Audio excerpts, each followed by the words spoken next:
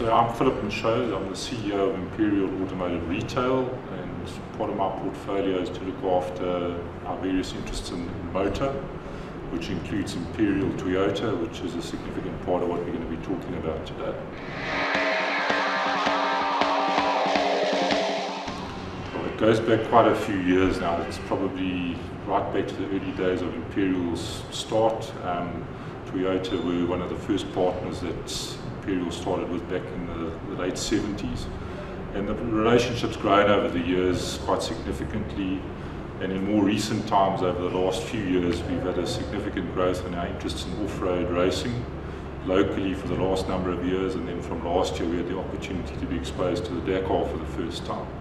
And that's been a significant development for us, both from our staff, from a motivation point of view, from our customer base, and just for the thrill of being part of motorsport. It's been fantastic. I think the way we approached it last year and then going forward, because I think as we all know it's now effectively a total of a 4-year deal. This will be our second year of the 4-year deal that we've done with Toyota South Africa. We don't look at it for a direct return out of sponsorship. I think that's, I suppose people could look at it like that, not the way we tackled it.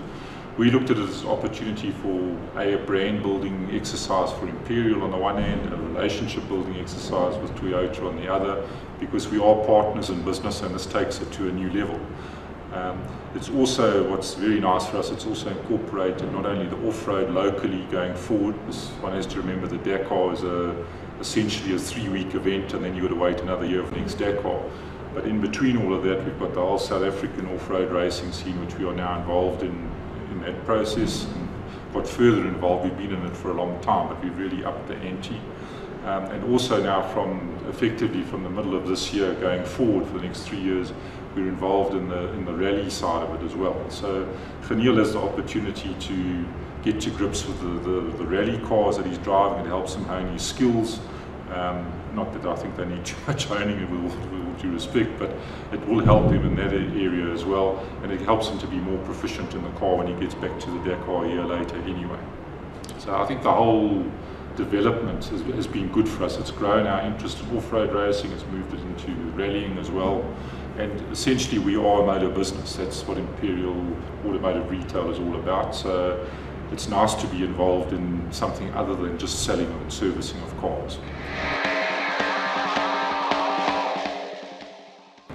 I think a lot depends on where the events are taking place, the off-road racing events during the course of the year. I mean, I think the South African Off-Road Racing Association have done a terrific job over the last probably 5-6 years. I think like everything, it was going through a bit of a rocky patch at one stage, and it really has done incredibly well. Some of the rally events that they have during the year, if you take the off-road racing events, if you take like a Sun City, a Michaux, a Carnival City, those are ideally suited for the local spectators. The desert race in Botswana, for years and years it's been very well supported by the local population out there. I mean, you get massive support. But some are more suited for from a spectator point of view than others. So we try and facilitate on our side where we've got the good spectator races taking place, where we'll take people out. If it's the sort of hardcore stuff that's not ideally suited, then we sort of leave it to the racing gurus to deal with. Look, I think it's a question probably better directed to the likes of Glenn and Daniel, but certainly from a Imperial sponsorship perspective, we're looking to see something great happen. We don't want to preempt things because you are in the hands of the gods at the end of the day. There's a million things that could possibly go wrong, and the team here behind us and Daniel behind the wheel, so they will do everything that they can to try and minimize those kind of risks along the way. We would certainly like to see them top what they did last year, but it's the risk of racing, and we'll take what comes.